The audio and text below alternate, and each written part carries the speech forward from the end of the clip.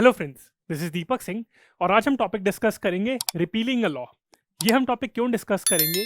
क्योंकि रिसेंटली अभी प्रधानमंत्री मोदी जी ने एड्रेस करा था नेशन को। उसमें उन्होंने कहा था जो किसान लॉज, जो 3 फार्म लॉज जिसकी वजह से प्रोटेस्ट चल रहे थे पिछले 1 साल में, तो उनको रिपील कर दिया जाएगा। ये अभी अनाउंसमेंट करी है, अभी उनको रिपील नहीं करा गया।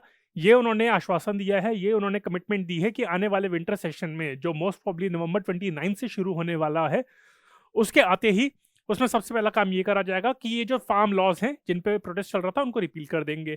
तो इसी कंटेक्स्ट में पहले हम ये पढ़ेंगे कि ये रिपीलिंग का प्रोसेस क्या होता है, क्या क्या तरीके होते हैं, क्या हिस्ट्री रही है रिपीलिंग्स की, इसमें क्या क्या क्वेश्चन बन सकते हैं। Again I will be discussing this topic in a 3C approach, that is in a comprehensive way, concise and contemporary aspect. तो जो रिसेंट डेवलपमेंट्स हुई हैं अब तक कुछ पिछले सालों में, तो उसको भी हम डिस्कस करेंगे।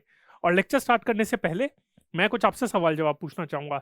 ये 2 लेक्चर, ये जो टॉपिक है फार्म लॉस का, इसको हम 2 टॉपिक्स में, 2 लेक्चर्स में कवर करेंगे। एक में मैं आपको रिपीलिंग का पूरा प्रोसेस समझा रहा हूँ, दूसरे में मैं आपको बताऊंगा कि कौन कौन से वो फार्म लॉस थे, गवर्नमेंट का क्या आर्ग्यूमेंट था, फार्मर्स के क्या आर्ग्यूमेंट्स थे, क्या रीजन है उसको रिपील करने का। तो उसके कंटेक्स्ट में उसकी जो प्रोविजंस है वो मैं पूरी आपको डिटेल में समझाऊंगा। तो पहले रिपीलिंग का प्रोसेस समझ लेते हैं, उसके बाद जो दूसरा लेक्चर इसी सीरीज में अपलोड करेंगे हम AQ बायस के चैनल पे, उस पर मैं आपको बताऊंगा कि क्या क्या प्रोविजंस थी। तो अभी लेक्चर स्टार्ट करने से पहले मैं कुछ आपसे क्वेश्चंस पूछना चाहूंगा। ये पॉलिटी एंड गवर्नेंस के एस्पेक्ट से जो आपका यूपीएससी का सिलेबस है उसमें काफी रिलेवेंट है।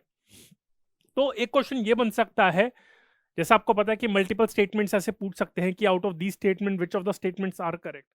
सो एक क्वेश्चन ये बन सकता है, a law can be repealed in its entirely, A, B only in parts, C only in the context that is it is in not in contradiction with some other law। तो इसमें से कौन सा correct है? क्या एक law को entirely उसको रिपील कर सकते हैं, इज इट पॉसिबल और नॉट? बी, क्या एक लॉ को सिर्फ पार्ट्स में, मतलब उसके कुछ पार्ट्स को डिलीट कर सकते हैं, इज इट पॉसिबल और नॉट? सी, इट इज उसको रिपील इस तरीके से कर सकते हैं कि as long as it is in not in contravention with some other law, तो वो आपका रहेगा, आपकी लॉ बुक में, आपकी स्टैच्यू में रहेगा। बट अगर वो किसी के लॉ के अदर लॉ के साथ कॉन्ट्राडिक्शन में है तो उसको रिपील कर दिया जाएगा, मतलब वो वहां पे वैलिड नहीं होगा। तो कौन से करेक्ट हैं? तो ये तीनों चीजें करेक्ट हैं। एक लॉ को इन तीनों तरीके से भी आपको रिपील करा जा सकता है, ये है। फिर मैं आपसे पूछूंगा, आपको मैं ये भी बताऊंगा कि काफी काफी तरीके से एक लॉ को रिपील करा जा सकता है। उसके 3 तरीके हैं। एक हो गया सनसेट क्लॉज हो गया, दूसरा हो गया बाय प्रोमलगेटिंग एन ऑर्डिनेंस, और तीसरा हो गया आपका लॉ पास करना। उसमें भी मैं आपसे पूछूंगा कि जैसे एक इस पे ये भी, तो जो तीसरा तरीका है by passing a law to repeal a law, तो उसका क्या प्रोसेस है? उसमें आपसे ये पूछा जा सकता है कि क्या उसका प्रोसीजर है, whether special majority is required for passing that law to repeal some other law और नॉट। सो उसके लिए कोई स्पेशल मेजोरिटी नहीं रिक्वायर होती। जैसे ही नॉर्मल एक लॉ पास करा जाता है उसी तरीके से ये रिपीलिंग लॉ भी पास होता है। दोनों हाउसेस उसको पास करेंगे और उसको प्रेसिडेंट उसको एसेंट देगा।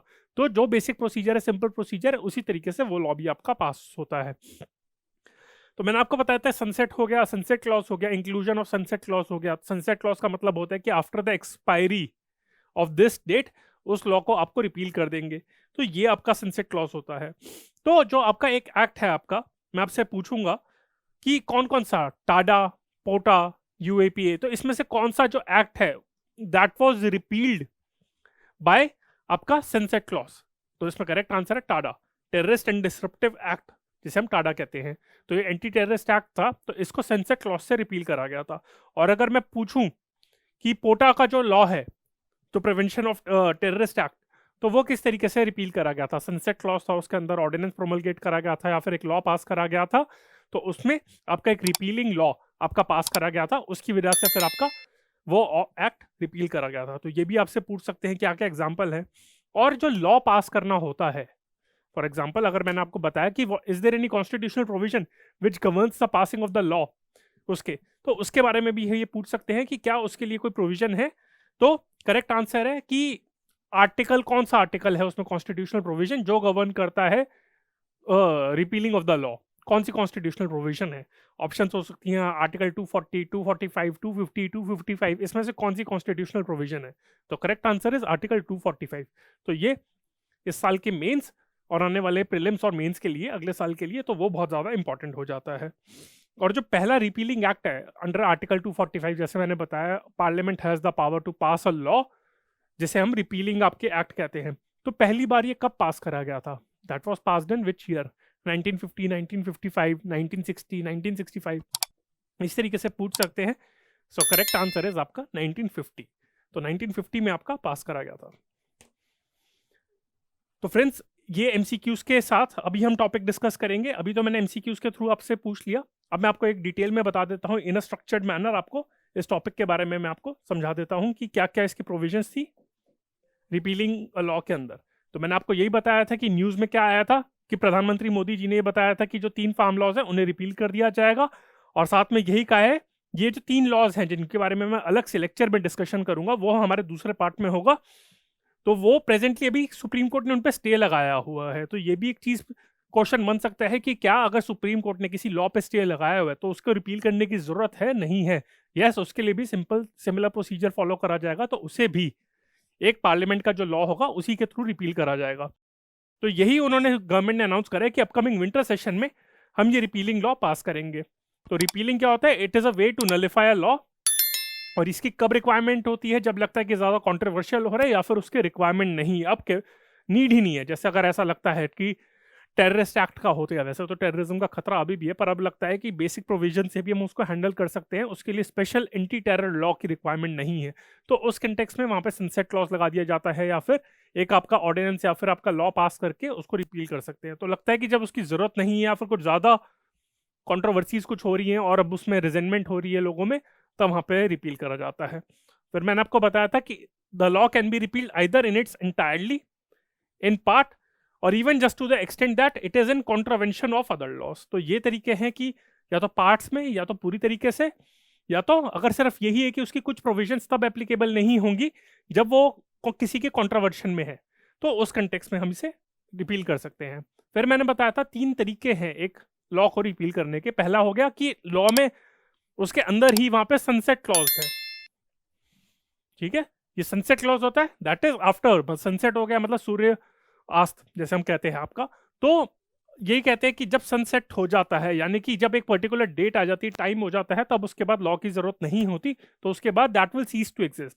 For example, anti terror law, TADA, terrorist and disruptive act, activities prevention act of 1987, और उसमें सनसेट क्लॉज था, and that was allowed to lapse in 1995। तो सनसेट क्लॉज ये कहता था कि आपका 1995 के बाद, 1995 के बाद आपको इसके लॉ की जरूरत नहीं है। तो पार्लियामेंट ने कोई नीड भी नहीं समझी, तो उसी के बाद फिर वहां पे उसको ऐसा नहीं था कि कोई और लॉ पास करा कि इसके एक्सटेंड करने के लिए, डेट एक्सटेंड करने के लिए, उन्होंने ऐसा कुछ नहीं करा। फिर मैंने आपको बताया एक ऑर्डिनेंस है, एक्चुअली ये भी एक लॉ को, मतलब वो एक लॉ के तरीके से ही हो जाता है, पर ऑर्डिनेंस का यही है कि इमीडिएटली अभी गवर्नमेंट ऑर्डिनेंस भी प्रोमोलगेट कर सकती थी, ये भी कर सकती थी। वैसे आप गवर्नमेंट की थोड़ी होशियारी देखिए इस टाइम पे, जो सेंट्रल गवर्नमेंट है उन्होंने अभी थोड़े दिन पहले, अभी जो सीबीआई और ईडी की एनफोर्समेंट डायरेक्टर के जो डायरेक्टर्स हैं उनका टेन्योर एक्सटेंड करने के लिए वो ऑर्डिनेंस पास कर दिया। पर फार्म लॉस को रिपील करने के लिए उन्होंने वो कह रहे कि हम ऑर्डिनेंस पास नहीं कर, हम सीधा लॉ पास करेंगे। अगर जल्दी थी उनको तो इसके लिए भी ऑर्डिनेंस प्रोमलगेट करते और पार्लियामेंट में फिर आपके लॉ पास कर देते। पर वहां पे गवर्नमेंट ने सोचा कि ईडी और सीबीआई की उनको जल्दी पड़ी थी उनको टेन्योर एक्सटेंड करने के लिए, पर यहाँ पे इनको जल्दबाजी नहीं लगी। तो ये आप समझ सकते हैं कि वो उनके दिमाग में क्या चल रहा होगा। चलिए, वो अलग बात का डिबेट है, वो सब्जेक्टिव भी है। तो वही है, जिन लॉज में सनसेट क्लॉज नहीं होता तो वो 2 तरीके से रिपील करे जा सकते हैं। एक हो गया ऑर्डिनेंस, दूसरा हो गया लेजिस्लेशन बाय पार्लियामेंट। अब ऑर्डिनेंस में वही है कि एकदम से इमीडिएटली अगर किसी को रिमूव करना है, किसी लॉ को रिपील करना है, तो ऑर्डिनेंस पास कर प्रोमलगेट करा जाएगा। बट एक ऑर्डिनेंस की भी एक लाइफ होती है, तो अगर ऑर्डिनेंस यूज करा है, it has to be replace by law pass by parliament within 6 month. तो यानी कि ऑर्डिनेंस कर दिया, उसकी 6 महीने की लाइफ होती है, वरना उसे रीप्रमलगेट करना पड़ेगा।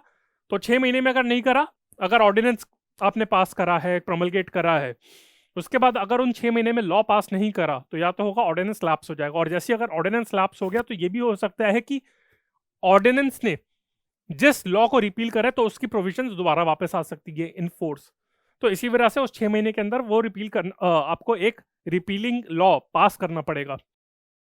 तो ये आपका फिर हो गया लेजिस्लेशन के थ्रू। और ये मैंने आपको बताया था कि article 245 of the Indian constitution that gives the power to the parliament to make laws for the whole और any part of India and also power to the state legislature to make laws for the state. तो ये जो law, ये जो statement है, that इसी के through parliament अपनी पावर डिराइव करता है to pass a law, to repeal a law. ठीक है, तो यही प्रोविजन है। ये प्रोविजन ऐसे डायरेक्टली नहीं कह रही कि वहां पे वो रिपीलिंग लॉ भी पास कर सकता है, पर ये कहती है कि पार्लियामेंट को पावर देता है कि इंडिया में पूरी पार्ट के लिए या फिर पूरे इंडिया के लिए या फिर किसी पार्ट के लिए एक लॉ पास कर सकता है, और स्टेट को उसके रिस्पेक्टिव जो उसकी ड्यूरिस्डिक्शन है उसके लिए एक लॉ पास कर सकता है। बट साथ में यही इससे डिराइव ये करा जाता है कि अगर एक रिपीलिंग लॉ भी इसी प्रोविजन के थ्रू यहाँ पे इसको पावर देता है कि वो आपका इनैक्ट कर सकता है पार्लियामेंट। तो जो रिपीलिंग लॉज होते हैं उनका नॉर्मली नाम होता है रिपीलिंग एंड अमेंडमेंट। ठीक है, इनका नाम होता है रिपीलिंग एंड अमेंडिंग, ये इनका नॉर्मली होता है। तो ये जो बिल होता है repealing and amending amendment bill, that will pass through the same procedure as any other bill. इसके लिए कोई स्पेशल प्रोसीजर नहीं होता। ये नहीं होता कि स्पेशल मेजोरिटी होनी चाहिए या फिर इतने नंबर होने चाहिए पार्लियामेंट में या फिर कुछ और प्रोसीजर होगा, ऐसा नहीं है। जो सिमिलर प्रोसीजर है बाकी बिल्स के पास करने का, वही प्रोसीजर इसमें भी लगता है। That is the bill has to be pass by both houses of the parliament, और उसके बाद जब दोनों हाउस ने पास कर देते हैं तो उसके बाद प्रेसिडेंट की एसेंट चाहिए होती है before it comes to effect. और साथ में एक और चीज है कि जो फार्म लॉज की बात कर रहे हैं, जैसे 3 फार्म लॉज हैं, पहले वो 3 ऑर्डिनेंस थे, अब 3 लॉ है, तो उनको रिपील करने के लिए भी ऐसा नहीं कि 3 डिफरेंट लॉ पास करने पड़ेंगे। सिर्फ एक रिपीलिंग एंड अमेंडिंग बिल है, अमेंडमेंट बिल है, उसके थ्रू ही एक बिल से ही आपके ये तीनों लॉस आपके नलिफाई करे जा सकते हैं, रिपील करे जा सकते हैं। ये हो गया। और अगर हम इसका बैकग्राउंड देखें तो मैंने आपको बताया था कि the repealing and amending act was first passed in 1950 when 72 acts were repealed. तो ये बहुत इंपॉर्टेंट है। इनफैक्ट अभी बीजेपी गवर्नमेंट ने भी 2014 में जब वो वापस आई थी, तब पावर में आई थी, तब उसके बाद भी उसने काफी 6 लॉ तक पास करे हैं, रिपीलिंग लॉ पास करे हैं, जिससे बहुत सारे उन्होंने एक्ट अपने एक्ट्स रिपील करे हैं उन्होंने। तो ये आप देख सकते हैं कि पहला जो इसमें जो इंपॉर्टेंट पॉइंट है वो 1950 में, 1950 में आपका ये पास करा गया था। और जो मैंने आपको बताया था कि सबसे इंपॉर्टेंट एक रीसेंट हिस्ट्री में एक one of the most important repealing act अगर माना जाता है तो वो है आपका POTA, prevention of terrorism repealing act of 2004, which replace the POTA act. ठीक है, तो ये आपका हो गया। तो पोटा एक्ट को भी इस तरीके से रिपील करा था। टाडा को सनसेट क्लॉज के थ्रू आपका रिपील करा गया था, पोटा के लिए लॉ पास करा गया था। तो ये ध्यान रख लीजिएगा। और अगर एनडीए गवर्नमेंट की बात करें, जब 2014 में वो पावर में आई थी, तब उसके बाद से 6 रिपीलिंग एंड अमेंडमेंट एक्ट पास कर चुकी है, जिसके through more than 1400 state acts वहां पे रिपील कर चुकी है। ऐसे कुछ एक्ट भी होते हैं जो बहुत ऑब्सोलीट हो गए थे, उनके रिक्वायरमेंट नहीं थी, तो उनको भी रिपील कर दिया गया था। और जो लास्ट वाला था जो एनडीए गवर्नमेंट ने पास करा था, वो था 2019 में, when it repealed 58 obsolete laws and made minor amendments to the Income Tax Act of 1961 and the Indian Institutes of Management Act of 2017। तो जो लास्ट रिपीलिंग लॉ था वो 2019 में पास करा गया था, उससे 58 ऑब्सोलीट लॉज को आपका रिपील कर दिया गया था, और income tax act of 1961 and Indian institute of management act of 2017, इनको आपको रिपील कर दिया गया था, इनमें अमेंडमेंट कर दी गई थी। 58 लॉस को रिपील कर दिया गया था, और इन दोनों को income tax act of 1961 and Indian institute of management act 2017 में थोड़ी बहुत अमेंडमेंट करी थी। और जाते जाते हम आर्टिकल 245 के बारे में भी पढ़ लेते हैं। इसकी एग्जैक्ट हेडिंग है यहाँ पे, बिल्कुल मैं as it is as a bare act में इसे कोट कर रहा हूँ। इसका नाम है extent of laws made by parliament and by state legislature. ये इस आर्टिकल 245 का नाम है। इसके अंदर 2 प्रोविजंस है। जो क्लॉज 1 है वो कहता है, subject to the provision of this constitution parliament may make laws for the whole और any part of the territory of India. तो ऐसा नहीं है कि सिर्फ पूरे इंडिया के लिए ही पार्लियामेंट लॉ बनाएगी, किसी पर्टिकुलर पार्ट के लिए भी बना सकती है। And state legislature make laws for the whole और any part of the state. ठीक है, तो पार्लियामेंट एक पर्टिकुलर स्टेट के लिए भी बना सकती है, किसी पर्टिकुलर टेरिटरी के लिए, और स्टेट की जुरिस्डिक्शन उसकी स्टेट तक की है। और जो सेकंड क्लॉज है वो कहता है, no law made by the parliament shall be deemed to be invalid on the ground that it would have extra territorial operation. तो ये इसकी 2 प्रोविजन है। तो फ्रेंड्स, आई होप आपको रिपीलिंग ऑफ लॉज का आपको ये लेक्चर आपको पसंद आया हो। मैंने आपको बताया था कि जो फार्म लॉज में जो अभी उनको रिपील करने की अनाउंसमेंट करी गई है, तो उसमें आपको मैंने बताया था कि 2 सीरीज़ हैं ये, 2 लेक्चर हैं इस सीरीज़ में। तो ये पहला था।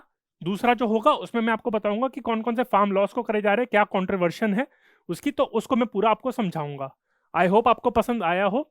अगर आपको पसंद आया तो यूट्यूब पे आप कमेंट सेक्शन में आप अपने कमेंट्स उसमें टाइप कर सकते हैं। आप लाइक कर सकते हैं, शेयर कर सकते हैं अपने फ्रेंड्स के साथ, जो भी आपके लिए फ्रेंड्स प्रिपेयर कर रहे हैं। और बहुत सारे सोशल मीडिया प्लेटफ़ॉर्म्स पे भी हम अवेलेबल हैं, जैसे हो गया फेसबुक हो गया, इंस्टाग्राम हो गया, टेलीग्राम हो गया, यूट्यूब हो गया, और ये हमारा कॉन्टैक्ट नंबर है। अगर आपकी कोई भी क्वेरी है तो इन सोशल मीडिया प्लेटफ़ॉर्म्स के थ्रू आप हमें कॉन्टैक्ट कर सकते हैं। So friends, this is Deepak Singh on behalf of AQ bias. Bye, thank you.